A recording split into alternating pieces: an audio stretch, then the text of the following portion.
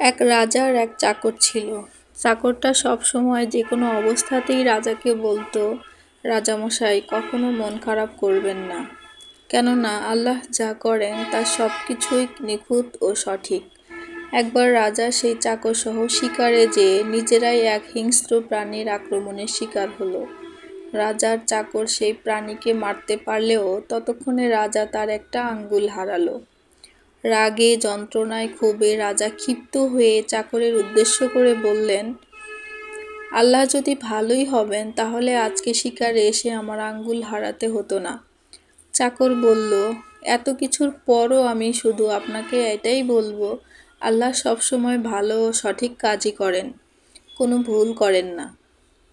চাকরের এই কথায় আরো বিরক্ত হয়ে রাজা তাকে জেলে পাঠানোর হুকুম দিলেন। এরপর একদিন রাজা আবার শিকারে বের হলেন।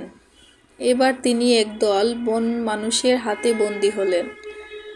এরা তাদের দেবদেবীর উদ্দেশ্যে মানুষকে বলি দিত।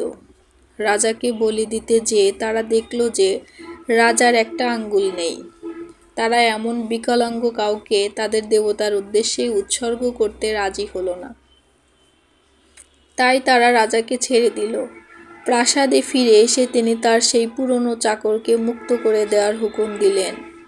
চাকরকে এনে বললেন, আল্লাহ আসলেই ভালো, আমি আজ প্রমাণ পেয়েছি তার।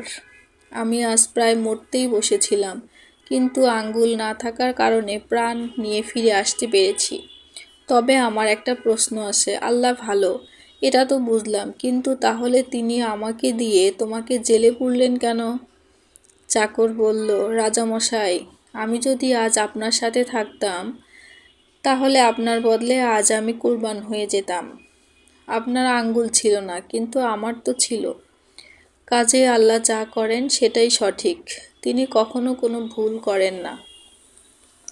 এই গল্প থেকে আমরা শিক্ষা পাই, সব কিছুর ইতিবাচক নেতিবাচক দুই দিক থাকে। কখনো নিরাশ হবেন না। যদি কোনো কিছুতে সফলতা না পান তবে ইতিবাচক চিন্তা করুন। সফল না হওয়ার কারণে কি ক্ষতি হয়েছে তা নিয়ে না ভেবে কি লাভ হয়েছে তা ভাবুন।